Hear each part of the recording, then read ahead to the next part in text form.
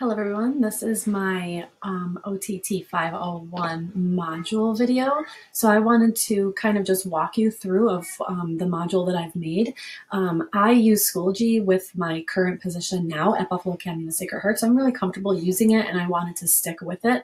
And I like that we use it in our class too. So I am using Schoology for my module, and I decided to set this up pretty much the same way we have our course set up. So I used it and broke it into 8 weeks and then put all of my content within these 8-week folders. So I'm just going to walk through and show you what my plans were. So in week 1, the students are given right away action sheets. I've really loved that Ron has introduced me to action sheets. I've implemented them in my own actual classes and my students love them. So this is what a typical action sheet for me looks like. My classes are not quite as intricate as our college courses, of course, but for this one, what I've set up is right off the bat, they're going to start building that community and creating that tone and climate right away with an introduction for Flipgrid. So they'll have to create a get to know you in this Flipgrid video. They get a couple of days to do it. And I just created a Flipgrid location for this. Oh, sorry. And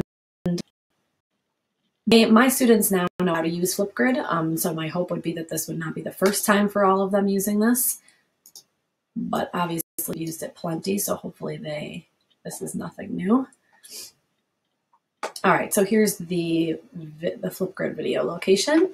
And so they'll do that to kind of start us out. Then when they're done with that, they have a set of readings. So in social studies, we've had some changes in our standards over the last year, 2 years, and they've gotten really, really heavy in our reading. So the students really need to know how to not only do a reading, like just go through and get content out of a reading, but also be able to analyze that reading. So understanding context and audience and authorship and bias and that sort of thing kind of plays into all of what they read. So I give them a lot of readings in my class. Their Regents exam now is almost entirely reading. I mean, it's really very mentally exhausting for them now, unless they're really conditioned for it. So I give them a lot of readings in my class, and I use a site called New Visions that I pull most of my content from. So that's what I did for this module. So this is a typical reading. They map these out really well, and I sort of edit them for what I want, but it gives them some really good visuals. It always gives them good primary sources and secondary sources, and has some really good ways of breaking things down. And then they always include some comprehension check questions. So they get one of these for this week, and they have to go through the reading, and then they'll have to submit the completed lesson or worksheet into this site location by Wednesday. So they have to do the Flipgrid and the reading. They also get in the beginning of the course a vocab. Social studies were really big with vocab. There's always new words for them and new concepts for them to understand. I'm not crazy about them Googling vocab anymore, and we don't use a regular textbook in my school. So I give them the vocab definitions, and then I ask them to apply it. So in doing that, of course it's taking forever, in doing that they get this sheet. It gives them the definitions, and they're asked to draw or create a symbol or an image to show me that they understand that definition. So that gives them a little bit of engagement here and some understanding of what those words are. And that's just week 1. Week 2, we start to step things up, and because I'm a project-based learning teacher, there's a lot more readings in the beginning of the module than there is for anything else. So this is certainly their heaviest reading week. So they have just a basic reading here first. This one's due on Monday. This reading here, reading 3, which is the characteristics of the Renaissance, is one of my favorite lessons to have an in-person conversation with the kids, because it's really engaging, and there's a lot of discussion points for it. It gets them talking about what they've seen in their own space and how they are familiar with things like pillars and arches and domes, and looking at art and recognizing pieces of art. And so I do a Zoom lesson for this class. So they'll do an actual synchronous activity with me for this one. And it's good too, because it's continuing to build that community and keep us engaged with each other.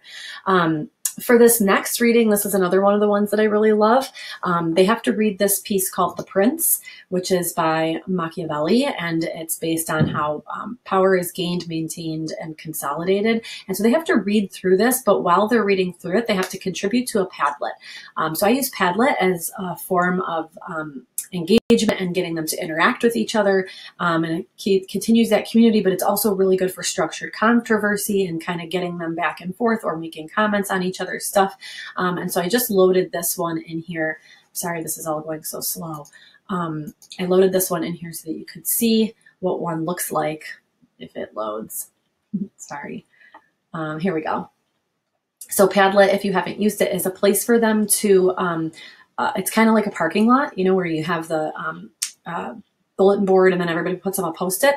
This is just a digital space for them to do that with. And my kids are really used to doing it now, so they are really good at it. So they just put their names on here and then their comments, thoughts, observations, questions.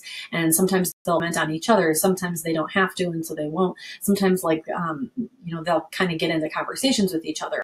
So this is one that we had done in our class, and I just wanted to show you what an example of this would look like. So that is the principle. So they'll have to do that for Wednesday this week. And then they have one more reading, and this is just them spreading the Renaissance, and this goes in by Thursday. Now in this week, they also have a critique. So I gave them this discussion post, and they'll have to look at these visual pieces here. This kind of gets them engaged too, kind of getting that, visual part of their modalities going. And I really like using these pieces because most of them are pretty familiar to them, but it's asking them to look at it with the characteristics that we've talked about in mind. So looking at humanism and looking at emphasis on an individual and Greek and Roman influence and those sorts of things. And so I asked them to pick their favorite one and comment it in this discussion post. And then they'll have to comment on each other's on why the other one chose what they chose. So it gets them interacting with each other again. As we move into week 3, and I could keep showing you these action sheets, but they're all basically the same looking. They start out with some readings. In fact, I think they just have one. And so they just have to read the effects of the Renaissance, including the printing press. What's the effect of the printing press? And that's going to play a big role in our next part of our unit. They have to do a virtual tour, which is of the Sistine Chapel. And this is just a YouTube video. And the YouTube video is done by the curator of the Sistine Chapel and the person who takes care of the art space within it. So it's a really good video that kind of walks them through it and allows them to see the space. And I, as a history teacher, really love using virtual tours. They're really engaging, and it's so good for the kids to be able to see these places that obviously I can't take them. So this one is really, really in depth. It shows them different panels and various components of the space, and it really gets them understanding what this looks like. You can see it's very interactive, highlighting specific spots and telling the stories of certain areas. And so it's really nicely done. So I like this virtual tour. So they have to comment on their observations and thoughts about the Sistine Chapel virtual tour here. And then by the end of the week, they'll have to comment and reply on other people's posts as well. So just continuing that. This is a really fun project, and this one went off really, really well. This is the first time I did this, was just while we've been virtually learning here during coronavirus, and it went great. I get very specific with my directions. So this is how I post this is how I posted these project directions for the students. And I've added in a little bit for here. Their actual directions had actually a few more steps, but they get broken into a group, and then within that group, and I assigned the groups and told them, because being separated, I couldn't just let them pick a friend or whatever. I didn't want people left out. So I assigned the groups, and that sort of helped too, because it let me sort of level them and know where I wanted people to be. People that are a little bit more outgoing, I put with a couple people that are not as outgoing. And so that kind of brought the fun of the projects out a little bit more too. So they had to be in these groups, and then within the groups, each member of the group got a part of the context of the Renaissance. So somebody represented the who, somebody represented the what, somebody represented the when and where, and somebody represented the how and why. And they had to kind of research that little snippet and then create a 1-minute TikTok video, an individual TikTok video explaining their context piece. So there would be 1 minute on the what, and then 1 minute on the who, and then 1 minute on the when and where. And so each of them had to kind of do a piece of it, and this jigsaws together for one final compilation video that I had them put on YouTube as one whole video. And it worked out really well. It was really, really fun to see all their pieces, and I will share a completed one with you so you can see what one of them looked like. They were really fun. So they had to do this and work together. They did have a Zoom session where they had to be on and doing some brainstorming together on one of the days, and that's included and explained in the action sheet. And I just use the breakout rooms in the Zoom session to do that. And then we have the group video showcase. So then when they were finished with their videos and they put them all together, they post them here in the showcase, and then they have to watch everybody's videos. There would only be 4 of them because our classes are really small. And then they'd have to comment on all the videos. So they turned out really great, and the feedback was really great on all of them too. So that's a project I would have carried over for sure. Going into week 4, we move into the Protestant Reformation. So right away, they have some front-loading material here, which is reading about Martin Luther and the Reformation. And this kind of takes them through what happened. And then there's the Counter-Reformation, which they're not going to look at until later in the week. But they're going to do this first one in the beginning of the week. In addition, I like giving them some good visuals here, and I found a really great video that I liked that I put into Edpuzzle and did some comprehension check questions with, and that worked out really well, and it allowed me to kind of get some formative assessment on where they were at too. So I did that.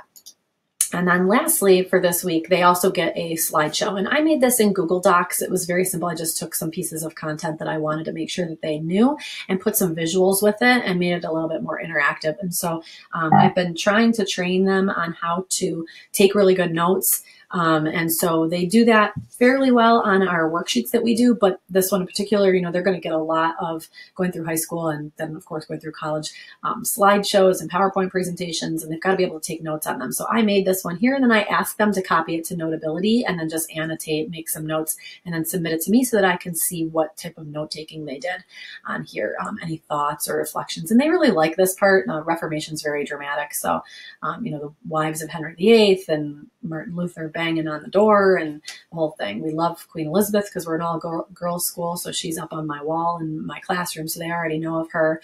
And this is a fun slideshow for them to move through. So just kind of go through this and make some notes, and then that's due at the end of the week. So there isn't a huge project in that week, but they have a lot to do.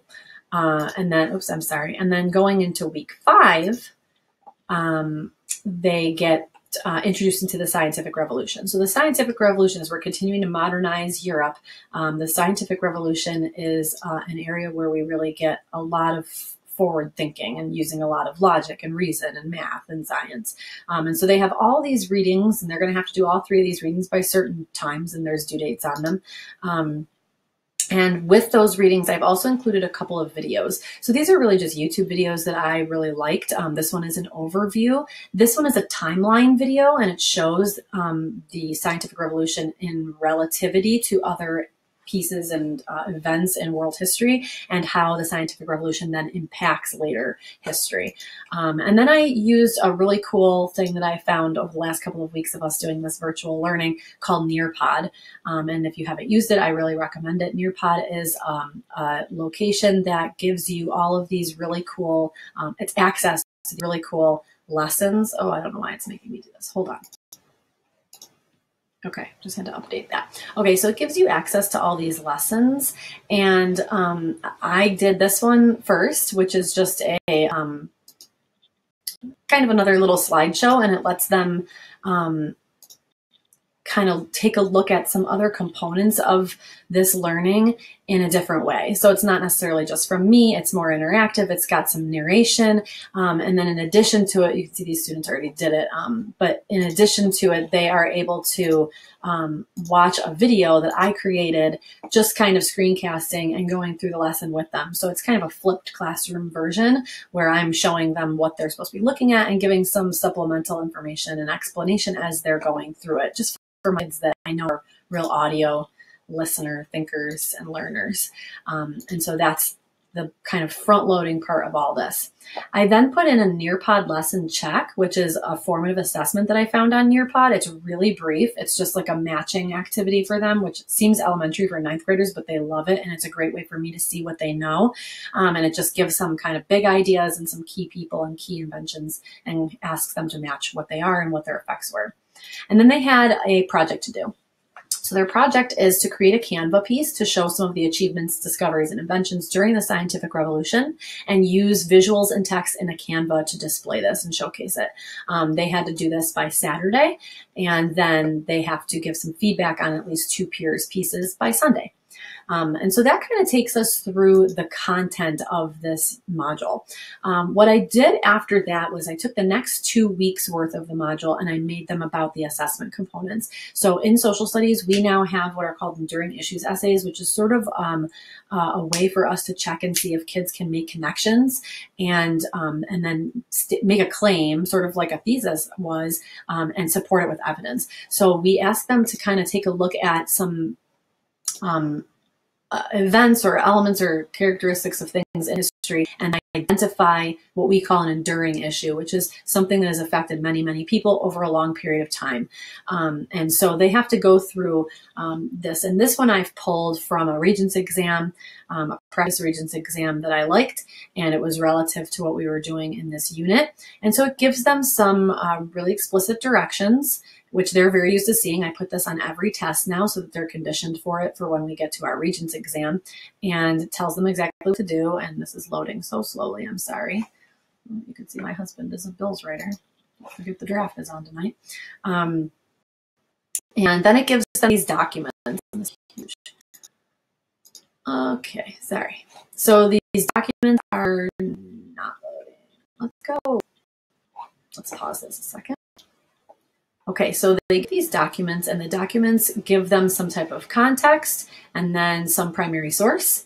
And then they have to kind of make some annotations and, draw some conclusions from what they're seeing, try to make sense of what they're seeing, and come out of it by finding some connected tissue between the 5 documents. So it asks them to find these enduring issues and understand what they are. And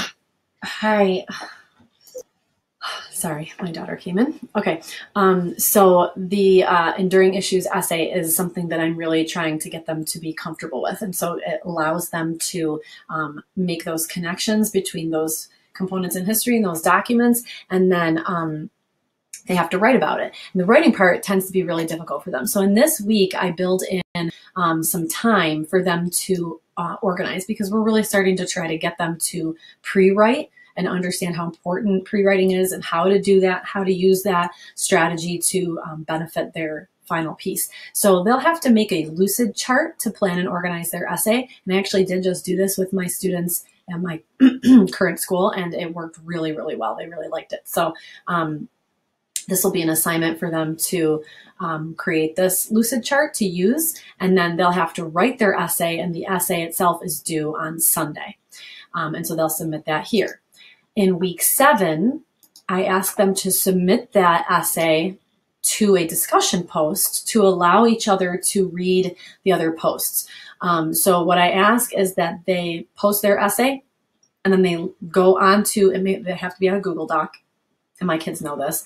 And then they have to go into at least 3 peers' Google Docs and leave comments and edit and revise, or give feedback, give critique, show support, highlight some areas of opportunity, that sort of thing within their essays. And this gives them some good feedback. It allows everybody to share. I put a limit on it that if they see that 2 people have already been on there, then they can't go on somebody's. And so it kind of spreads it out, and it makes it good. It's another way for them to continue that community building and get some great peer feedback as well. And then they revise their pieces. Now, typically I would have them revise their entire essay and hand it in again. I didn't do that for this one. But that is what I do in my actual class. What I do for this one, what I did decide to do for this one, is do a self-evaluation Flipgrid. So at this point, they've now gone through this whole unit. We've had quite a few kind of summative pieces for me, so I can tell where they're at with their content. And this then leaves me to wanting to just make sure that they feel comfortable. What have they learned, and how can they reflect? I have them do a self-evaluation using their peer feedback, the posted enduring issues essay rubric, which I post for them, and their own reflections. I want them to discuss what they thought they did well, and then also highlight what they noticed from others' work that they looked at, or from what they noticed people were leaving as feedback on their pieces, and that sort of thing. And so do that in a Flipgrid, and that's due by Wednesday, and that's the end of our module. So hopefully I have kept you engaged long enough. This is typically what my class is looking like these days with our virtual learning. I really enjoy doing it. it's stressful and it's a lot of planning up front, but I love the layout of certainly with Schoology and using this type of module and using those activities and ideas from the Tech Ed book I've really loved too. So hopefully you caught them all. Thanks so much.